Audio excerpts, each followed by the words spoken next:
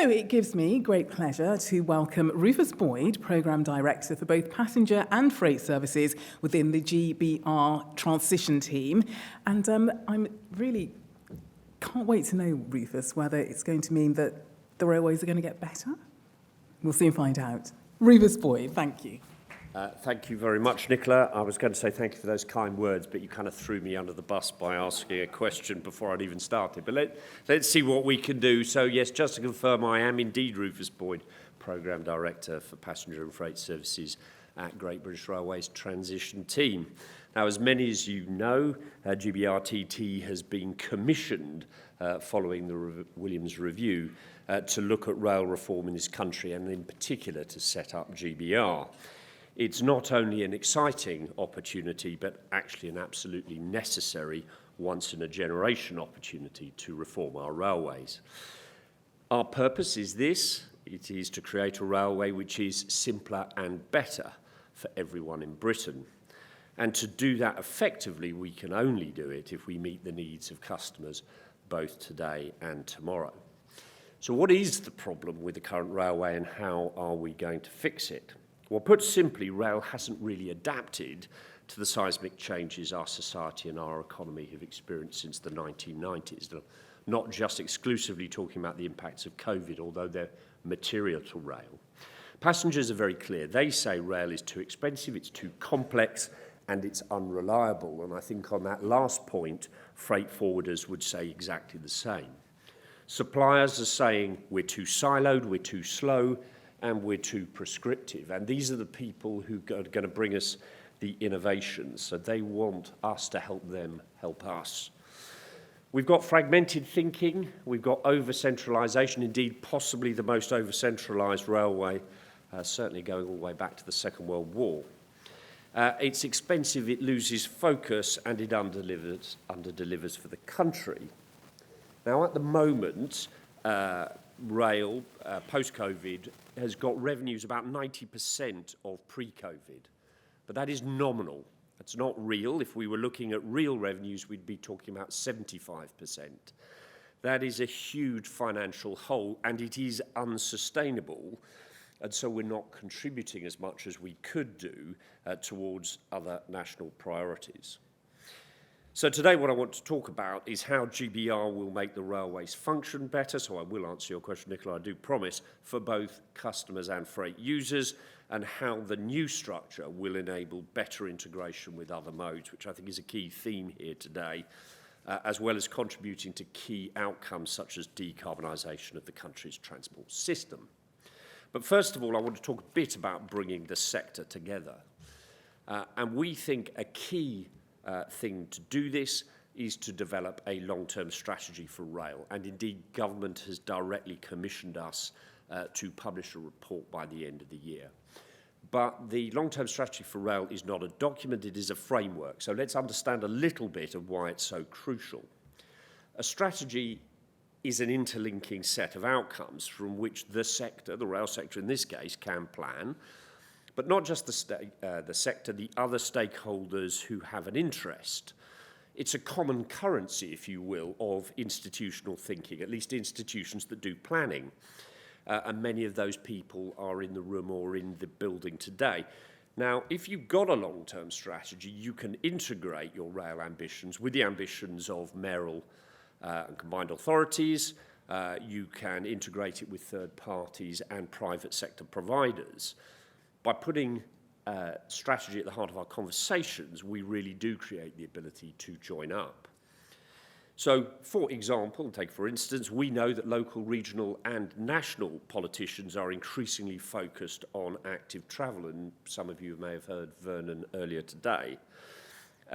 We need collectively to create a rail sector that plays its part in encouraging people to leave cars, possibly even not to purchase a car at all, or if you want to pitch something in the middle, just to get a car reduced to the last mile activity rather than significant trunk haul. It's not actually our role to create an integrated transport strategy, but we do recognise our role as a backbone provider of transport services, and we therefore have a vital role to play. So we're very keen that our 5 strategic rail objectives set by government, broadly speaking, to support economic growth and levelling up, improve financial and environmental sustainability and transform customer experience, are actually things that properly integrate with other transport activity. It is a great weakness in society, but particularly actually in rail, that we think of rail as a singular issue instead of being viewed as an enabler to other goods. It's an unlocker of local and national growth and prosperity, and that's absolutely key, I think. We need to move on.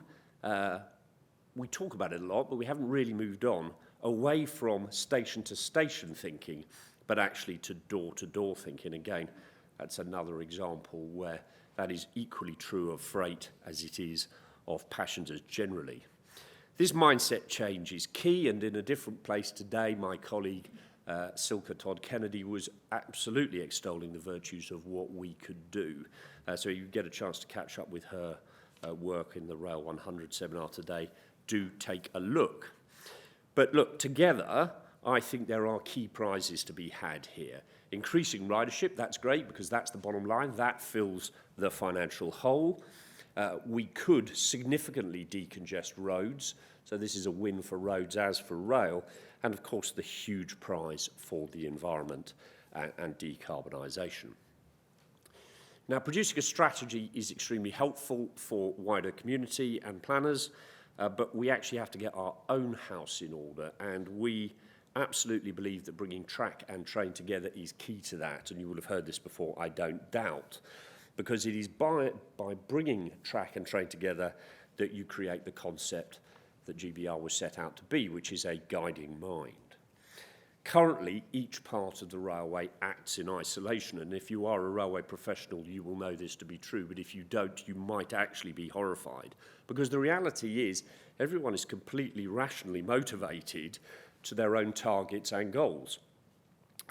But together, we can often pull in completely different directions, and as a simple proposition, the division between Network Rail, the infrastructure manager, with the track and the stations and the infrastructure, and the train operators controlled by the department, has led to some terrible mismatches in direction and consequences for the rail sector and wider communities. There's some specific underpinning issues in that. The first of which is there is no single view of rail finances. P&L only really comes together in government, and arguably not even in the DfT if you look at Treasury's interest currently. So getting the right focus on where to invest and what type of investments to make becomes hugely difficult. And I'm not talking about the big investments necessarily, I'm talking about any investment which might involve both infrastructure and train service operation. No single organisation truly controls the timetable, and that had pretty miserable outcomes in 2018 at both ends of the country. So whether we're spending 85 million on the Ordsall Chord in Manchester or 6.5 billion on the Thameslink programme, both incidentally fantastic bits of engineering with good outcomes, consistently we find these types of schemes under-deliver, not just on cost, but on their clearly committed outputs in their business cases. And that is unsustainable because if we don't change it, we'll keep on making these mistakes, and it only really gets solved by connected thinking. So track and train, two sides of the same coin, but they need to be treated as if they were one, working for customers. And again, let's be clear, when we talk about customers, we absolutely mean freight users and passengers. But if there are two sides to this coin also needs to be much more local in its mindset. Because one of those seismic changes since the 1990s is the political devolution agenda.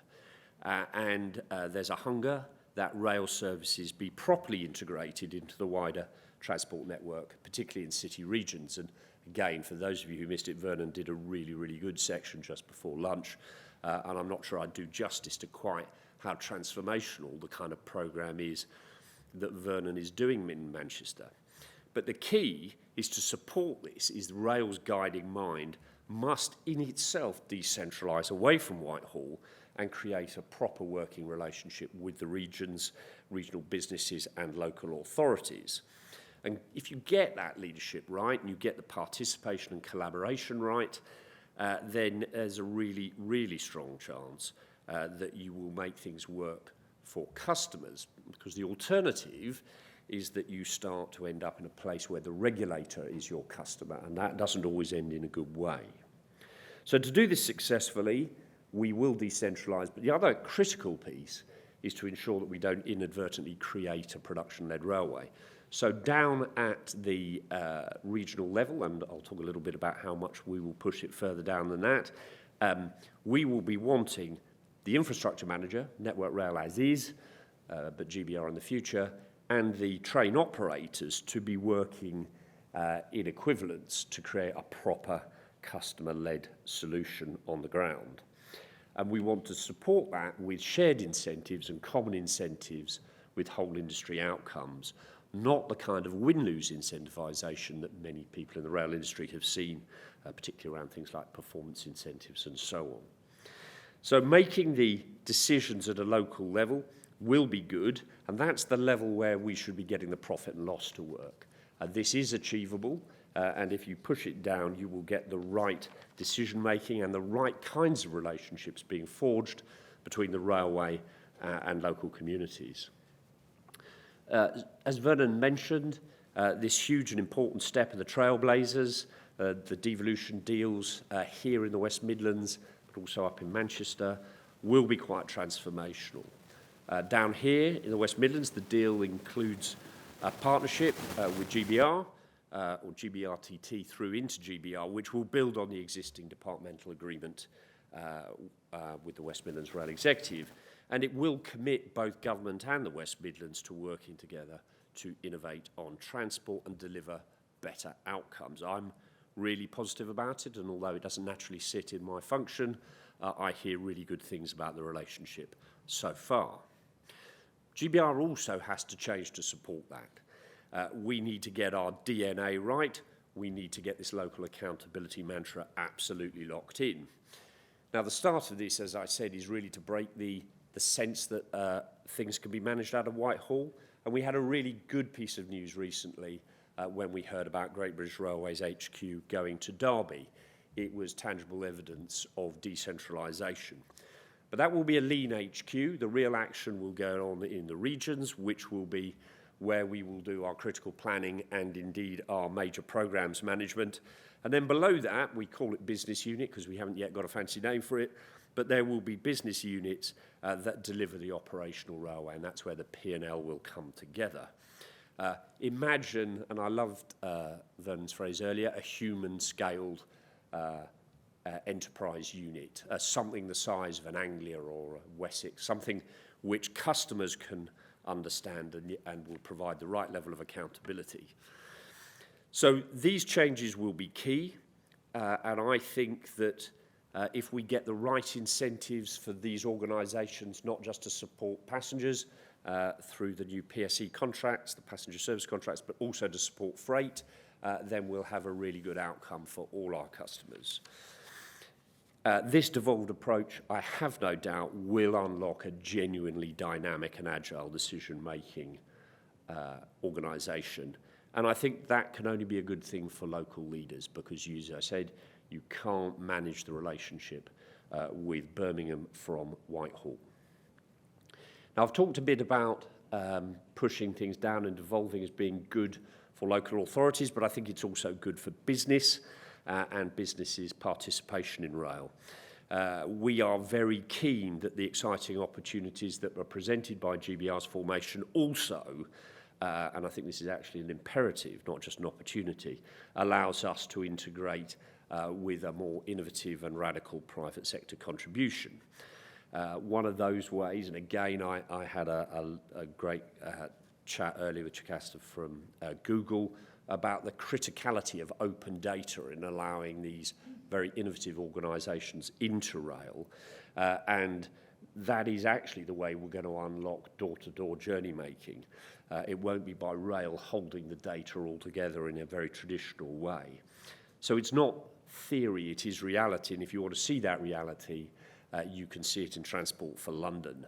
But we can't replicate Transport for London at the moment because the nature of fragmentation in rail and the fact that people have competing priorities and goals. So it's key to improving customer outcomes, but it's also a route to bringing in private sector innovation. And just a reminder to people, broadly speaking, about 80% of all revenue spend in the UK is on, I say revenue spend, on spend in the UK rail sector is through the private sector. So important, this plan, the open data plan, as I said, which will give us the enablers we need without us necessarily predicting where it will take us. And I think that's one of the exciting features of our approach. There's a joke in railways that you always end any discussion with "and freight." I did say we must acknowledge the opportunities for freight here, because freight is a hugely important part of rail sector's contribution to the economy of the UK. We have, through our various movements around the country, move about £30 billion worth of goods, and there is potential for more, and that's very exciting. Some facts that some of you will know: the average freight train takes up to 129 lorries off the road, and in so doing reduces the carbon footprint of that movement by about 76%, of CO2 reduction. So clearly freight is hugely important to what it can do for rail, and if you were in certain communities, picking say East Anglia, moving lorry loads off the road network there is also very important. So it's environment in a macro picture, but also in a micro picture. These are quite challenging and important facts about sustainability, but the truth is, in a world in which the private sector is both provider of the freight operations and a user of the freight operation, railways has to make economic sense. So digging into that, I think it's really important, if we're going to take road on and achieve mode switch, that we don't just continue to exploit existing users of rail freight, but actually attract new users. And that we have a number of ways in which we intend to do that, but I think the other thing we have to recognise is, people often think this is about capacity on the railway, quite a lot of the opportunity sits in development of new freight interchange and terminals. The other thing we really need to do is to acknowledge the huge changes that have occurred in the market. Rail, which traditionally grew out of movement of coal and heavy industrial goods, it now needs to respond to the challenges of logistics, and indeed possibly has an exciting offer in high-speed logistics, helping take light goods vehicles off the road. This is an opportunity for rail freight. It's perhaps not a huge opportunity, but it's one we're not yet really ready to address. So one of the things that GBR absolutely must start doing is identifying addressable markets, not just where they already exist, but where they might exist in the future. We need to find the barriers to people moving freight by rail and see if we can remove them. We need to develop a plan of how freight can make its effective contribution to CO2 reduction, and that includes its own contribution, because as many of you will know, freight is largely diesel hauled, even under electric wires. This seems to me absolutely a natural public-private partnership, and we're helping government set up a freight target to help us drive both incentives for local managers and indeed give clarity and transparency to our purpose in our wider strategy. And I think when we've done all of that, rail will be in a much stronger contender to compete for the market with road. So to conclude, I have to say I'm extraordinarily energised by the future of rail in the UK, despite the challenges we are facing, and we do have many financial challenges, and you'll see some of those in the paper today, particularly if you were reading The Independent. But if you look at it in the round with HS2, East Coast Main Line upgrades, East-West Rail, Trans-Pennine route, lots of really exciting investment, billions of pounds worth of public money with huge transformational impacts. I think rail has a huge future serving the needs of the nation, supporting economic growth, decarbonisation and so on, not actually providing an end in itself, but serving the nation. And I think what will really make us perform at our very best will be if we can bring the different parts, including the different parts of this room, together to secure all of those outcomes. Thank you very much. But shall I kick off by asking, you did mention that, that it is going to be very challenging. So what are some of those challenges in designing a new structure that will enable better integration with other modes as well as decarbonising transport? And whilst you're answering that, I'll put my hearing back on. So can I pick up perhaps the biggest one is the railway is an operation that exists currently. It's not performing particularly well, and by that I mean performance in all the true senses of the word. Trains are not necessarily running on time. We've heard some pretty grim stories about around the northwest about how rail is not hitting its critical targets for customers. If you've got a railway that's operational and you then say to people, we're going to reform you, the risk is you take your eye off the ball. And I am old enough to remember privatisation. And although we didn't drop the ball, there was a significant slough in performance at that time. Managers literally couldn't do both things at the same time. So we are designing a transformation programme that will allow us to do both things, sustain the railway and affect a transformation. I think that's probably our biggest challenge. Okay, all right. I've given up on the earrings. It's just landed in a glass of water, so I've taken them off.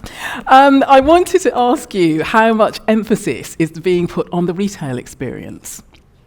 So I talk a lot about Vernon. It's not because I obsess about Vernon, but Vernon came from TfL, which is where our chairman, Lord Hendy, came from. What Lord Hendy taught me, and I thought I knew everything there was to know about the railway, is that you can obsess about how trains are running and their performance and the experience on the train or the experience at the station. But if you don't actually make it easy to buy a ticket, then you are keeping a whole load of people away from the sector who probably want to be there. So I think it is absolutely critical that you focus on retail, and in my opinion, government rightly has done that as the key customer outcome of reform, or one of the early outcomes. Okay, should we have a question here? Thank you to Steve, who said, airlines have made a success of dynamic ticketing for many years. To what extent will this feature in the revenue drivers for GBR? Steve promised a question and duly delivered. I think, so we do have yield management systems in the UK rail sector. They started many, many years ago. They were pretty simplistic back in the day, and they've got better over time. But let's be very, very clear, we're a long way short of what is best practice in terms of dynamic pricing. So the government has promised it, and it's probably not the first cab off the rank. PAYG, pay as you go, and extending that both around London and further out is probably the first cab off the rank. But dynamic ticketing, by which we really mean best practice yield management systems, is there, and I think it will be transformative. The implied challenge, because you posed the question of challenge, is we're very used to a walk-up railway in the UK, and the more we adopt these models, the more challenging it will be to have both systems working at once, and we will have that trust problem of yield managed fares being really attractive in the way they are on the airlines, and walk-up fares seeming to be from a different planet in terms of their scale and size. But if you want walk-up, that is the reality of what you're going to get. I want to ask about culture. Do you think there's a need for culture change in terms of customer focus and commerciality? I'll answer it in three ways. The answer is yes, yes, and yes. But let's start with, fundamentally, we have a problem. For about a generation, we have split infrastructure from passenger-facing customer operations. And because of that, we have, particularly in Network Rail, but in other bits of the sector as well, a producer-minded culture that we didn't always have, and that has to change. So we have to, part of the transformation will be Network Rail becoming more commercial in supporting train operations. I think they'll walk towards that. But in honesty, I think they'll enjoy knowing that what they're doing is for a purpose, and that purpose is customers. The second thing is that some of our culture is best practice in train operations, but not all of it. If it was best practice, we'd be doing a whole lot better on customer information during disruption, for example. We're off the pace. I don't think we're best practice, so I think we all have to change. It's not just those who have a particular producer mindset. And the final culture, I think, is getting the bureaucratic elements of rail, whether that's government or indeed GBR in the round, really getting a commercial mindset. Now, commercial and customer is the same thing, but actually understanding that it is net revenue that will fill the hole of the financial bucket, that will drive good economic outcomes. That has to run through the bureaucracies, not just frontline rail. Okay, Jonathan Mosley has asked a question. Can you say more about comparing key performance indicators achieved by different GBR business units to underpin management accountability and incentivisation? Thank you for the question. Unfortunately, my lecture-length notes on these don't allow a super quick answer, but let's try. I believe there are three critical metrics that bind whole system thinking. The first of which is Net Promoter Score. I'm not convinced that the railway's traditional use of doorstepping people on trains and saying, how did you feel about your journey and tick across the piece is right. It's really advocacy that tells you whether people really enjoyed the journey. We are developing concepts of transactional Net Promoter Score, which I think will make a great whole industry metric. I've already talked about net revenue. I think people should be incentivised as a whole industry system to generate profitable revenue. You can generate unprofitable revenue, that's not very clever. Profitable revenue, net revenue is a really good metric. And then finally, we need a whole system customer metric. I believe that is average passenger lateness, probably, or a proxy for it, i.e. the average lateness, your average customer experience. And that's quite complex, it doesn't feel real. Everybody loves time to 5, time to 3, but the true experience of customers needs to be a whole system metric. So that is my belief. There's lots of other things I could do in that. I think some of the KPIs should be locally owned. I don't think they should all be top down. I think if you know your problems all derive from right time presentation at Woking Junction, then that should be one of your KPIs. But that clearly is not appropriate all the way around the world. I have a final thank you question for you. I've noted previously that you've said that there is government commitment to GBR, but there is a lack of legislation. What kind of impact do you think that will have? So legislation would absolutely turbocharge reform, in my opinion. It would focus the sector, it would bring it together, even if not all aspects were agreed in the detail. Once the legislation kicks off a programme at a timescale, I think it would be difficult. You're either on the bus or you're not at that stage. If, and there are lots of competing pressures on the legislative timetable right here, right now, if for whatever reason the government said, look, we'd love to do it, but we can't do it the fourth session, it would have to be in post-election, I think there's plenty we'd get on with. You heard from me, long-term strategy for rail is a very good example of something you could keep going. The strategic freight unit could happen without legislation. I think the great value of legislation is galvanising the sector, but it certainly is not an absolute requirement we have. Okay, all right, Rufus, we have to leave it there. Thank you so much, Rufus Boyd, everybody. Thank you. Thank you for joining us.